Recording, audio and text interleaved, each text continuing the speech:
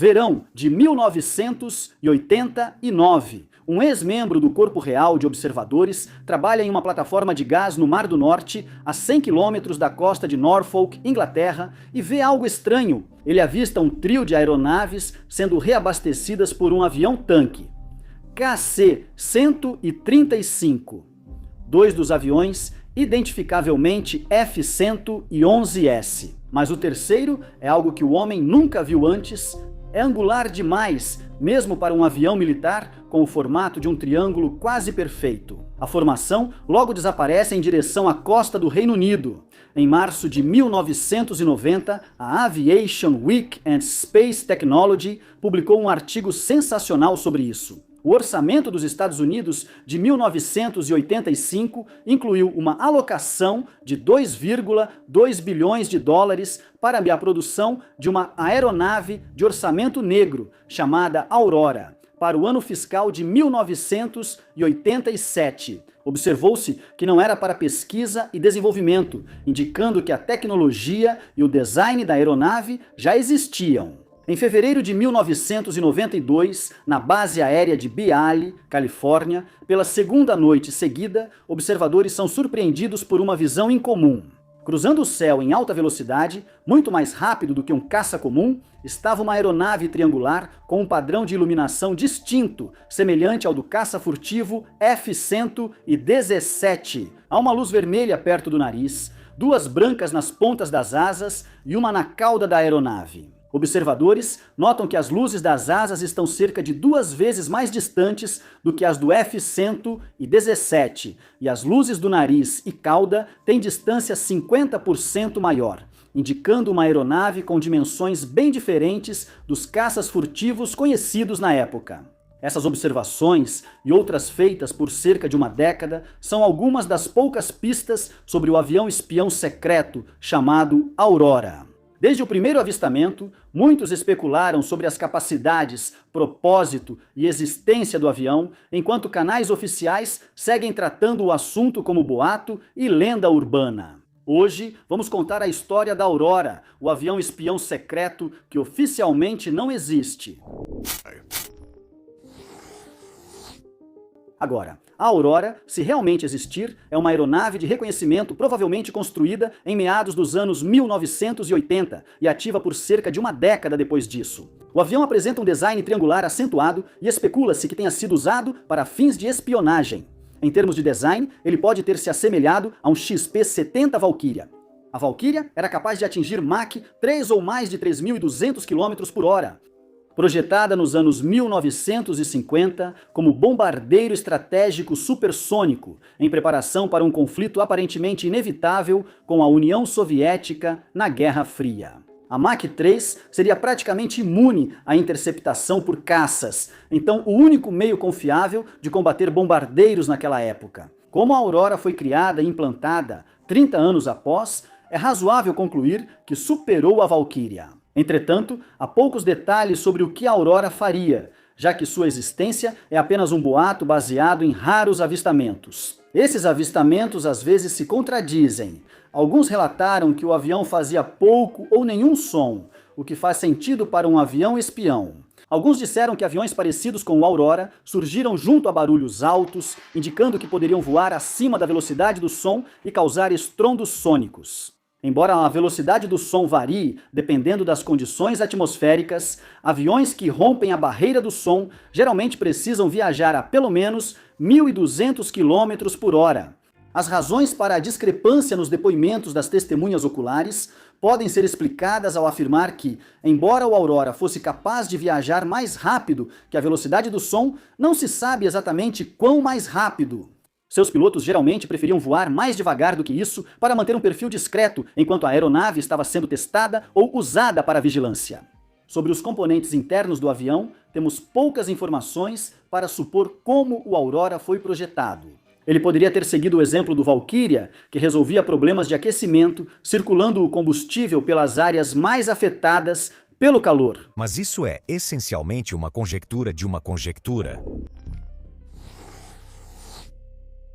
Como se sabe pouco sobre o avião, também é difícil definir a linha do tempo da Aurora. As especulações sobre o avião surgiram em 1990, após a matéria da Aviation Week and Space Technology, já citada. Isso foi para a produção de algo chamado Aurora em 1985. Então faz sentido que a tecnologia para Aurora tenha sido pesquisada e desenvolvida antes. Sem registros definitivos sobre a Aurora, o orçamento de 1985 é visto como o início oficial dos rumores. O orçamento não especifica que tipo de avião é a Aurora. Então por que acham que seja de reconhecimento? Isso se deve à posição do item no orçamento que a financiou. O financiamento da Aurora surgiu após o financiamento do TR-1, uma aeronave de reconhecimento de alta altitude, também conhecida como avião espião. Muitos acreditavam que a Aurora buscava substituir o SR-70 e um Blackbird.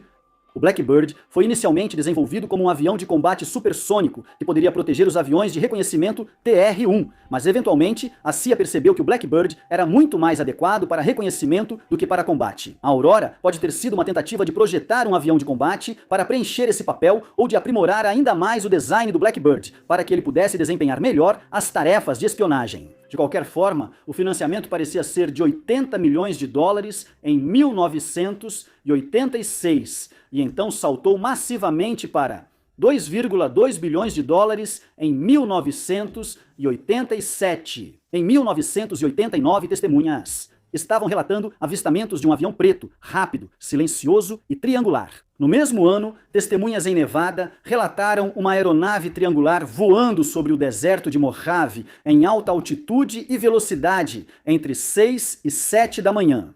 Eles notaram que os rastros de condensação, vapor d'água deixado pelo avião, tinham formato incomum, anéis ao longo de uma linha, parecendo rosquinhas em um fio. Esse padrão incomum de rastro de condensação foi frequentemente ligado à aurora. Em 1991, ocorreram vários avistamentos relacionados à aurora, mas nada foi confirmado. Estrondos sônicos incomuns foram ouvidos no sul da Califórnia. Sismólogos afirmaram que não vieram de tremores, mas sim do ar, indicando que algum objeto, provavelmente um avião, rompeu várias vezes a barreira do som. Estrondos parecidos também foram ouvidos na Flórida nesse período. No início de 1992, algo mais claramente ligado à aurora ocorreu. O avião foi visto sendo carregado para dentro de um C-5 nas instalações Skunk Works da Lockheed Martin. O C-5 é um grande avião militar de transporte, e Skunk Works é o nome informal dos programas de desenvolvimento avançado da Lockheed Martin. A presença da Aurora na Skunk Works faz sentido, pois a Lockheed atua em tecnologia militar avançada e classificada. Transportar uma aeronave do tamanho da Aurora em um C-5 parecia impraticável, apesar da descrição geral do avião transportado corresponder ao que se sabia sobre ele na época. Especula-se que o objeto parecido com a Aurora transportado era na verdade um drone hipersônico a ser lançado do avião Aurora maior. Alguns anos após o início dos anos 90, a história da Aurora começou a ganhar espaço junto ao público mais amplo. Em 3 de julho de 1992, o Washington City Paper publicou que cresciam as evidências de que o programa secreto do Pentágono havia criado um superavião espião. A matéria destacava Jim Mori, sismólogo que registrava vários eventos sônicos em seu sismômetro. Esse sismômetro reagia e logo chegavam ligações confirmando a perturbação. Como sismólogo, Mori estudava deslocamentos na crosta terrestre, mas não era o caso aqui. Movimentos que vêm da Terra, como um terremoto, têm um padrão distinto que esses eventos não seguiam. Mori achava mais provável que fossem perturbações vindas do ar. Além disso, os eventos sempre ocorriam entre 6 e 7 da manhã, nas quintas-feiras, uma regularidade impressionante para um fenômeno natural. Mais estranho ainda, oficiais da Força Aérea tentaram convencer Mori de que ele estava errado, dizendo que os estrondos sônicos vinham, na verdade, de uma aeronave realizando exercícios perto de uma base costeira em Point Mugu. Mas isso não era verdade. Os dados de Mori mostravam que os estrondos sônicos vinham do Nordeste, em direção a Nevada, um estado sem litoral e sem bases costeiras conhecidas. Também foi considerado estranho o fato de a Força Aérea sequer se dar ao trabalho de tentar corrigir a versão dos fatos. Bill Sweetman, editor de tecnologia do Janes Information Group e autor de livros sobre aviões militares, afirma: Nunca ouvi falar de alguém de programas secretos tentando abafar rumores ou comentários. No que lhes diz respeito, se você errar completamente, eles ficam felizes. Swiman afirmou naquele ano que a frequência dos estrondos sônicos indica que a aeronave responsável já está em operação. Outros relatos diretos de testemunhas oculares surgiram ao longo do verão de 1992, incluindo observadores na Califórnia que relataram ter visto uma aeronave com uma plataforma semelhante à já mencionada XB-70 Valkyrie, exatamente o avião ao qual se especula que a Aurora se assemelha. As evidências da Aurora em 1993 são poucas e as de 1994 são no máximo especulativas. Em 1993, a Força Aérea dos Estados Unidos tentou comprar mais de 4.000 acres com vista para a Área 51 em Nevada, mas isso não é prova definitiva. Durante 95 e 96, há apenas avistamentos duvidosos e mais relatos de estrondos sônicos. Claramente, o auge do Aurora foi no início dos anos 90 e o programa ou foi descontinuado no final da década ou ficou muito mais cuidadoso para evitar avistamentos visuais e também para evitar que os estrondos sônicos fossem ouvidos. Essa é toda a linha do tempo do avião espião. Aurora, desde seu financiamento por volta de 1985 até seu eventual desaparecimento após 1996. Relatos sobre ele surgiram na costa oeste dos Estados Unidos e perto do litoral da Grã-Bretanha. De forma mais duvidosa, estrondos sônicos eram frequentemente atribuídos ao Aurora sem evidências visuais que corroborassem essa atribuição, incluindo um evento nos Países Baixos. O Aurora, se existiu, pode ter causado alguns desses estrondos sônicos, mas não todos. Mas essa é a questão. O Aurora realmente existiu? O caso do Aurora. Primeiro devemos perguntar: os Estados Unidos tinham capacidade tecnológica para construir esse avião? Toda a discussão é irrelevante se os militares não pudessem criar uma aeronave como o Aurora. Felizmente, a resposta é clara. A tecnologia para criar o Aurora já existia no final dos anos 1980, quando ele provavelmente foi produzido. Lembre-se, diziam que o Aurora era parecido com o XB-70 Valkyrie, fabricado nos anos 1950. Apesar do design triangular do Aurora ser uma novidade, não surpreende que 30 anos de avanços na aviação tenham alterado o formato do avião. Além disso, o Aurora era um veículo de reconhecimento, enquanto o Valkyrie era um bombardeiro, o que explica ainda mais as diferenças no design deles. Especulava-se que o Aurora, pelos estrondos sônicos e relatos visuais, alcançava velocidades entre Mach 6 e 8, podendo ser ainda mais rápido. Enquanto o Aurora supostamente operava, os Estados Unidos tinham acesso ao X-33, avião espacial suborbital em desenvolvimento pela Lockheed Martin. Curiosamente, o X-33 também tinha um design triangular com asas cortadas e winglets, semelhante ao Aurora. O X-33 alcançava Mach 13 ou mais, tornando Mach 6 a 8 do Aurora perfeitamente possíveis. Agora, há muita coisa que não sabemos sobre as especificações técnicas do avião, então a falta de clareza sobre as capacidades do Aurora pesa aqui.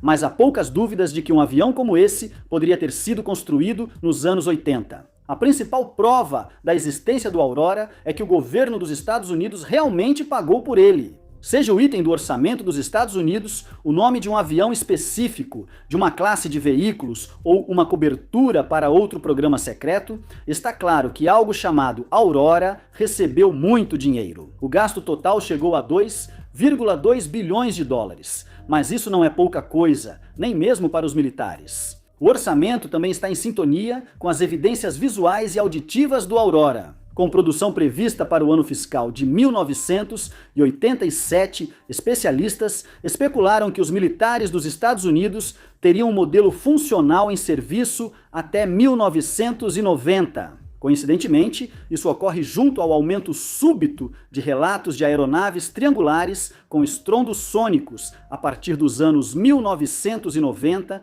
especialmente em 1992. Rumores sobre uma aeronave avançada, alimentados por reportagens sensacionalistas, podem levar à atribuição errada de fenômenos comuns. Voos e estrondos sônicos de aviões, já conhecidos sendo atribuídos à Aurora, não explicam por que o avião foi visto tanto nos Estados Unidos quanto no Reino Unido. rumores não confirmados sobre um avião espião secreto dificilmente se espalhariam além do sudoeste, muito menos para outro continente, sem provas concretas. Os avistamentos em ambos os países sugerem que não era só fumaça, havia fogo também. Embora o governo do Reino Unido tenha minimizado publicamente os relatos do Aurora, nos bastidores levou o assunto muito mais a sério. Documentos obtidos via Lei de Liberdade de Informação revelaram que a investigação sobre rumores afetou a relação especial entre os dois países. Os Estados Unidos negaram a existência do Aurora, mas os relatos eram tão críveis que o Reino Unido chegou a duvidar da honestidade de seu aliado mais próximo. Evidências diretas e afirmativas da existência do Aurora são difíceis de encontrar, mas o comportamento dos Estados Unidos em relação aos rumores certamente também levantou algumas suspeitas. Os Estados Unidos sempre negaram a existência de um avião Aurora, mas parecem ter um interesse especial em desmentir os rumores ao seu redor. Assim como aconteceu com as evidências sismológicas de Jim Murray, parece que a Força Aérea tem algum tipo de interesse em fazer com que os relatos sobre o Aurora desapareçam. Jim Murray não tem motivo claro para mentir ou distorcer dados, enquanto proteger um avião espião ultra secreto é uma razão convincente para ocultar a verdade, se você for militar. E os Estados Unidos têm um histórico de ofuscar a verdade sobre suas aeronaves militares. Lembra do Blackbird? A própria aeronave que se pensava que o Aurora substituiria? O governo negou sua existência no início, mesmo com a aeronave vista em missões no Sudeste Asiático na Guerra do Vietnã. Por fim, há mais algumas evidências circunstanciais que não apontam diretamente para o Aurora, mas sim para a ideia de que o desenvolvimento e a produção de aviões aconteceram em segredo durante o período em que ele supostamente estava ativo. Primeiro, houve expansões de terra e a adição de novos hangares na Área 51 em Nevada. Embora o governo obviamente não tenha divulgado um comunicado à imprensa dizendo isso é para o projeto secreto Aurora. Isso implica que o trabalho no local se intensificou exatamente na época em que os moradores de Nevada e Califórnia começaram a ouvir os estrondos sônicos. Em segundo lugar, há uma estranha lacuna nos anúncios sobre aviões furtivos. Enquanto os Estados Unidos reconheceram a existência de vários aviões furtivos nos anos 90, principalmente o F-117A, o bombardeiro B-2 e o caça F-22, só recentemente, em 2022, anunciaram outro avião furtivo, o B-2, um Raider. Isso significa que houve 3 décadas em que os Estados Unidos não estavam desenvolvendo nenhum avião furtivo. Você pode dizer que a tecnologia avançou e eles ficaram obsoletos, mas então por que construir um em 2022? Ou há um estranho intervalo de 30 anos no desenvolvimento, ou algo o preencheu, mas não sabemos. Bill Sweetman, autor do livro sobre Aurora, afirmou em 2006: minhas investigações continuam revelando evidências que sugerem atividade atual. Por exemplo, depois de passar anos analisando orçamentos militares, rastreando dólares impossíveis de rastrear e nomes de código, aprendi como descobrir para onde o dinheiro estava indo. Ao analisar o orçamento da Força Aérea este ano, descobri um buraco negro de 9 bilhões de dólares, aparentemente ligado a um projeto como o Aurora. Fim da citação. Dando sua opinião sobre o Aurora, ele disse, citando novamente: a pergunta final é: o Aurora existe. Anos de investigação me levaram a acreditar que sim, o Aurora é muito provavelmente um desenvolvimento ativo, impulsionado pelos avanços recentes que permitiram à tecnologia alcançar a ambição que lançou o programa há uma geração. Fim da citação. E é isso. O argumento afirmativo para a existência do Aurora. Mas esse é apenas um lado da história. Existem muitos motivos para pensar que esse avião espião é simplesmente um mito. O argumento contra o Aurora? Apesar de um grupo entusiasmado de crentes, o consenso oficial é que o Aurora nunca existiu, sendo resultado de mal-entendidos e distorções dos registros. A evidência mais óbvia contra o Aurora é a repetida negação do governo dos Estados Unidos sobre sua existência. Embora os militares possam ter motivos para manter um avião espião em segredo do conhecimento público, também precisamos admitir que os militares frequentemente anunciam e exibem novos desenvolvimentos em suas armas e tecnologias. Mencionamos vários aviões com capacidades iguais ou superiores ao Aurora, e nenhum foi considerado tecnologia secreta, exclusiva para uso militar 40 anos após seu desenvolvimento. E aquela linha do orçamento que indicava altos gastos do Congresso com o projeto Aurora? Isso parecia uma forte evidência da existência do Aurora. Em seu livro de memórias de 1994, Ben Ritchie, ex-diretor da Skunk Works da Lockheed Martin, esclareceu a confusão sobre o projeto, dizendo que Aurora era apenas um codinome de financiamento para o avião B-2 sob o programa secreto da Força Aérea. Citando, de algum modo, o nome vazou nas audiências de apropriação do Congresso. A mídia encontrou o item Aurora no orçamento, surgindo rumores de que seria um projeto ultra-secreto da Skunk Works para criar o primeiro avião hipersônico dos Estados Unidos. Essa história ainda existe, embora Aurora fosse apenas o codinome do financiamento da competição do BB-2 fim da citação. Segundo um diretor da Lockheed Martin, os rumores sobre Aurora resultam de um equívoco. A inclusão do nome Aurora na versão pública do orçamento, seguida de um mal-entendido de que isso significava que os Estados Unidos estavam desenvolvendo um novo avião espião hipersônico. Citando novamente, embora eu espere que poucos na mídia acreditem em mim, não há codinome para o avião hipersônico, pois ele não existe. Fim da citação. A afirmação de Rich faz sentido, pois os números do orçamento parecem estranhos para financiar só um avião. O investimento inicial de 80 milhões de dólares em 1986, apesar de significativo, era relativamente pequeno, já que ainda estavam na fase de pesquisa e desenvolvimento. Por outro lado, os 2,2 bilhões de dólares destinados a 1987 são um valor impressionante, bem acima do necessário para financiar só um tipo de avião. Isso reforça a afirmação de Rich, pois indica que o item Aurora no relatório orçamentário de 1985 era menos uma tecnologia específica e mais uma designação geral para vários projetos. Da mesma forma, se a Aurora existe ou já existiu, isso significa que o governo ainda está mantendo a verdade sobre a Aurora escondida do público. Mas por quê? Até mesmo os mais dedicados crentes em Aurora reconhecem que os estrondos sônicos atribuídos ao avião começaram a diminuir em meados dos anos 90. Isso indica que o programa foi cancelado ou ficou obsoleto por novas tecnologias.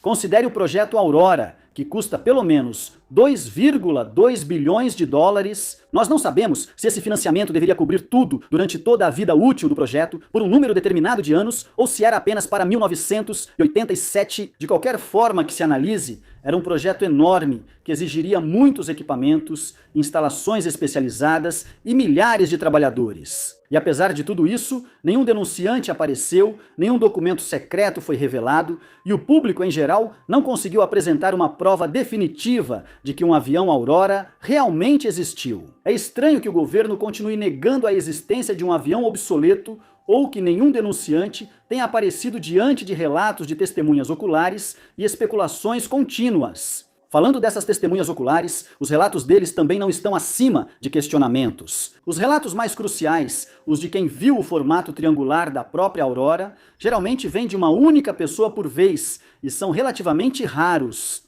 É difícil confiar na palavra de poucas pessoas que frequentemente testemunharam a Aurora viajando em velocidades muito diferentes e descreveram seu design de forma um pouco diferente umas das outras. Além disso, esses relatos também não possuem evidências físicas que os acompanhem.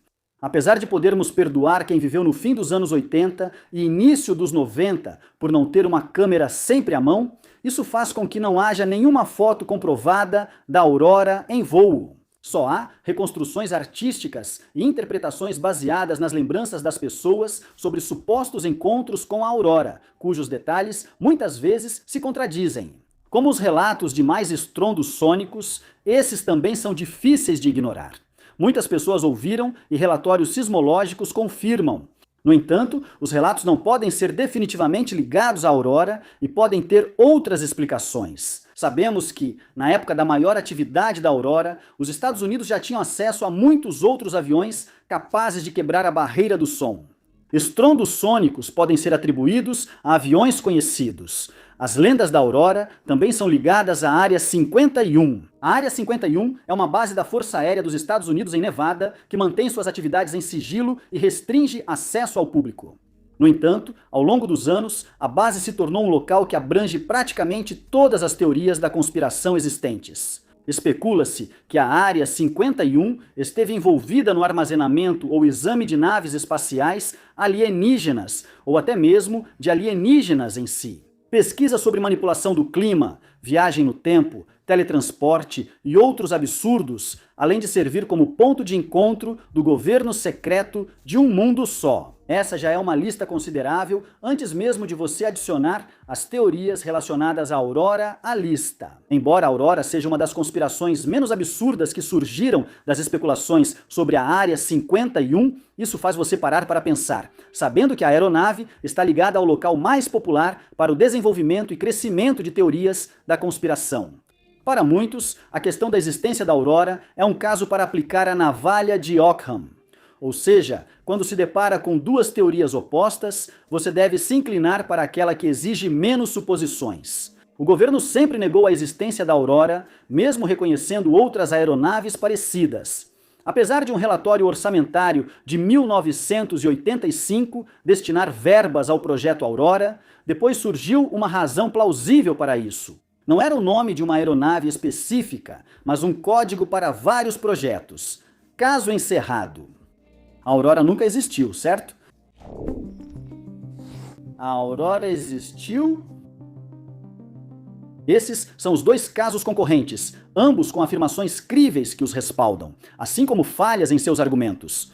Juntando tudo, com o que ficamos? Isso realmente existiu? Isso depende do quanto você quer ser rigoroso com o termo existir.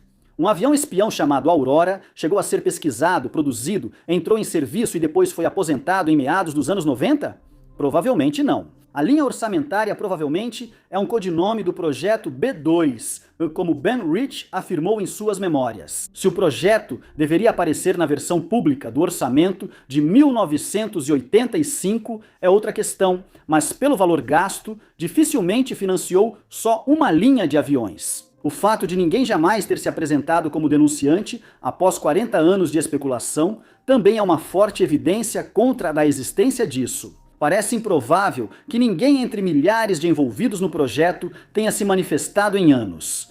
Bill Rich desmentiu a Aurora em suas memórias. Ou por que alguém de dentro, em posição comparável, não revelaria a verdade em suas próprias memórias? Além disso, o nome Aurora é suspeito. As convenções de nomes para veículos militares mudam com o tempo, mas alguns temas são comuns em aviões, especialmente na época em que a Aurora supostamente estava em produção e dali em diante. Aviões de combate geralmente têm nomes agressivos. Aves de rapina são uma escolha comum, com alguns exemplos sendo o F-15 Eagle ou o F-20 e 2 Raptor. Há também o F-35 Lightning II, que não é uma ave de rapina, mas ainda transmite ao avião uma sensação de poder agressivo. Aviões furtivos costumam ser associados à noite ou ao mistério, como o F-117 Nighthawk e o B-2 Spirits. Embora referências mitológicas como o C-130 Hércules existam, Aurora, o nome romano da deusa do amanhecer, ainda é uma escolha estranha. Ela não tem ligação direta com a batalha, e o amanhecer marca o fim da noite, então não seria o nome mais óbvio para um avião furtivo. Isso nos faz questionar por que os militares não usaram suas convenções normais de nomenclatura para essa aeronave, que, coincidentemente, é justamente a aeronave cuja existência é tão duvidosa. Parece muito provável que o avião espião Aurora nunca tenha existido. Mas e algo semelhante ao Aurora? É possível que tenha existido um avião secreto ou protótipo em serviço entre 1985 e 1995, o que soa mais plausível. Os estrondos sônicos cada vez mais frequentes, ouvidos por moradores de Nevada e do sul da Califórnia, mostraram que algo mudou no fim dos anos 80. A navalha de Ockham entra em cena aqui, pois a explicação mais simples para o aumento dos eventos sônicos é que a Força Aérea intensificou testes de um novo avião espião supersônico. Testemunhas diretas de um avião como o Aurora são raras, mas há pelo menos um relato confiável, um dos primeiros já mencionado. Trabalhando em uma plataforma de gás no Mar do Norte, a 100 quilômetros da costa de Norfolk, no Reino Unido, Chris Gibson viu 3 aviões voando. 2 ele reconheceu como F-111, mas o terceiro não identificou. Notou o formato triangular estranho e que, após o reabastecimento, seguiram para a Inglaterra. Gibson não era uma testemunha comum. Ele tinha mais de 10 anos de experiência no Corpo Real de Observadores. Isso é importante porque o Corpo Real de Observadores é uma organização de defesa civil encarregada especificamente de detectar, identificar e relatar aeronaves sobre o espaço aéreo britânico. Dada sua experiência com todos os tipos de aviões, é notável que ele não conseguiu identificar a aeronave triangular, nem sequer citar uma aeronave que ele conhecesse que se assemelhasse a ela. Falando sobre o incidente, Gibson afirmou: "Não havia precedente. Percebi que era algo que não deveria ter visto." O governo do Reino Unido considerou seriamente possíveis incursões de aviões furtivos americanos, o que torna o relato de Gibson ainda mais credível. O momento também é estranhamente coincidente. Embora o orçamento de 1985 provavelmente não mencione uma aeronave Aurora real, o aumento de verba em 1987 coincide com mais avistamentos e estrondos sônicos desde 1989. Isso reforça a ideia de que aviões espiões supersônicos ou hipersônicos foram produzidos e testados no fim dos anos 80 e início dos 90. Reunindo todas as evidências, podemos concluir que, embora provavelmente não tenha existido um avião espião chamado Aurora, parece que a Força Aérea dos Estados Unidos realmente testou e implantou um avião capaz de quebrar a barreira do som antes que o projeto fosse cancelado ou substituído por outra tecnologia em meados dos anos 90. No final, a existência do Aurora depende da perspectiva do observador. Há evidências para ambos os lados. Embora seja duvidoso afirmar que um avião espião chamado Aurora entrou em serviço,